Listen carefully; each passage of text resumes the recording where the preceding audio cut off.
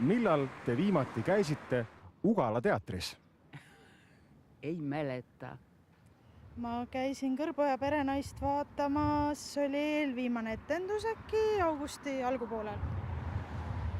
Ugala teatris ma käisin viimati 6 aega tagasi kohvikus. Mis meenus, oli 3 apelsini, aga sellest on päris palju aega möödas.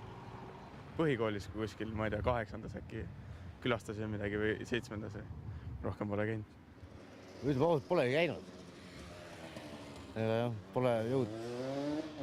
Issand jumal, see oli ikka väga väike aega tagasi, kuna mul on väga kiire olnud, siis ei ole sinna veel jõudnud, aga ma plaanin küll minna. Ugala teatris käisin ma teatrit kui sellist vaatamas pool aastat tagasi. See oli 2011 vist. Kohe nii täpselt on aastaarv meeles. No jah. Milline peaks olema lavastus, mida te tahaksite vaatama minna? Naljakas, et humoorikas võiks olla, see oleks väga ehtiseks. No ütleme ausalt, vaatame Uuspõldu, siis saab nalja kõike. Ei ole mingi kuredi jama, on armastust ja pisaraid. Seal saab kino. Ükskõik, mida pakutakse. Tegelikult on Ugalas kõik ju väga head lavastused.